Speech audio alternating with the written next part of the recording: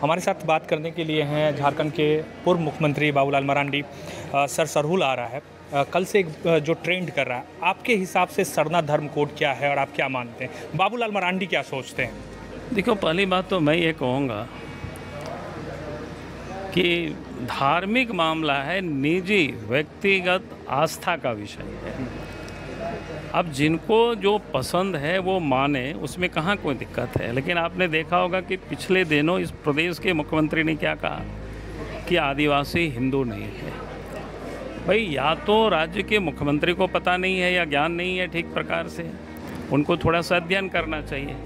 क्योंकि आज अगर आप देखें, अनुसूचित जनजाति जिसको आदिवासी के नाम से भी जाना जाता है, देश के अंदर में लगभग यानी 600 करीब जातियां हैं, 570 या 75 ऐसा कोई जातियां जिसको सूचीबद्ध किया गया है, जिसको अनुसूचित जनजाति में आते हैं। सभी जातियों की अपनी अपनी आस्था है, अपनी अपनी विश्वास है, अपनी अपनी पूजा पद्धति है। हम सबके तो कोई भी व्यक्ति ठेका नहीं ले। मैं वही कर रहा ना, ये सवाल इसलिए मैं पूछ रहा हूँ बाबूलाल। अरे मैं बता रहा हूँ ना, आप जो पूछ रहे मैं उसी को बता रहा। आप समझोगे नहीं, आधे समझोगे तो किसी को समझा नहीं पाओगे। हाँ। आप जम्मू कश्मीर जाइएगा, वहाँ तो गुजर बकरवाल है जो मुसलमान है, वो एसटी सूची में है।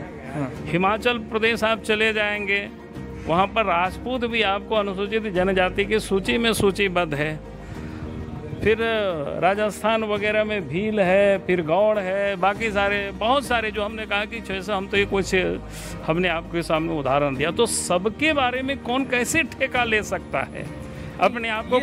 रांची में कल कई आदिवासी संगठन के धर्मगुरु बैठे, उन्होंने ये कहा कि बाबूलाल मरांडी ये कहते हैं कि आदिवासी हिंदू हैं। ठीक है, झारखंड विकास मोर्चा में जब थे बाबूलाल मरांडी तो सरना धर्म कोड को लेकर वो उनका क्या स्टैंड था? वो उस समय कह रहे थे कि हिंदू नहीं है, सरना धर्म कोड लागू होना चाहिए, इसलिए ये सवाल कहाँ करो। मैंने कभी भी नहीं कहा है कि क्या कहते हैं कि आदिवासी हिंदू नहीं है, ये मैंने कभी नहीं कहा है। आप कभी भी आप देख लीजिए।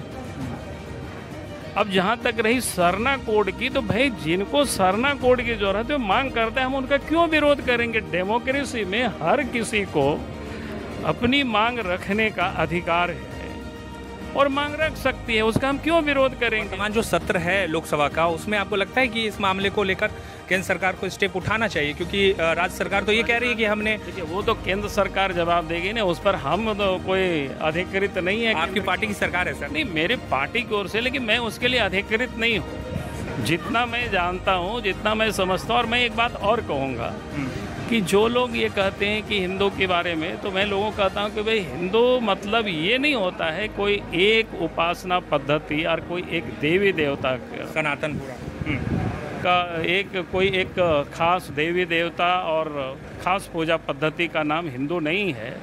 हिंदू में विविधताएं समाये हुई है। जितनी भी प्रकार की जातियां हैं इस देश के अंदर में, सबकी अपनी अपनी आस्था है, अपनी विश्वास है, उसी के अनुसार सारे लोग। आखिरी में, बाबूलाल मरांडी मानते हैं कि आदिवासी हिंदू हैं?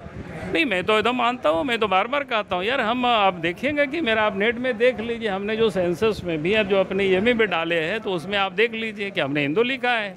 और मुख्यमंत्री भी जाते हैं, कामाख्या जाते हैं, छिन्नमस्तिका जाते हैं। किसी के बारे में क्यों कौन कहाँ जाए, उससे क्या मतलब है? भाई किसी को भी स्वतंत्र है, हम उसके लिए किसी को क्यों रोके, बताओ?